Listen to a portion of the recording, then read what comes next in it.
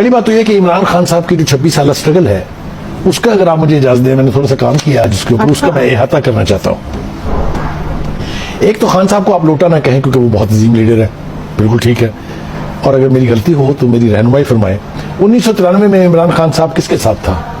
नवाज शरीफ के साथ। 1999 में इमरान खान किसके साथ था? परवेज मुशर्रफ के साथ। 2000 में इमरान खान किसके साथ था? परवेज मुशर्रफ के साथ। 2001 में इमरान खान किसके साथ था? तालिबान के साथ। 2002 की असेंबली में वजीर आज़म का वोट इमरान खान ने किसको दिया था? मौलाना फजल रहमान को।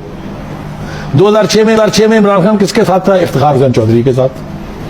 2008 में इमरान खान किसके साथ था? काजी हुसैन अहमद के साथ। आपको याद है वो हाथों वाली तस्वीर? 2013 में इमरान खान के केपीके में किसके साथ था? जमात इस्लामी के साथ मिलकर हुकूमत बनाई थी।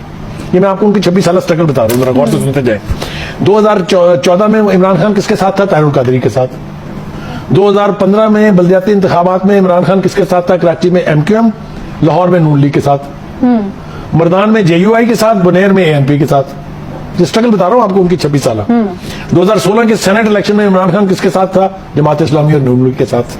2018 के सेनेट के हवाले से नून में इमरान खान किसके साथ था? पीपल्स पार्टी के साथ, जब वो चेयरमैन इलेक्ट हुआ था, अगर आपको याद हो।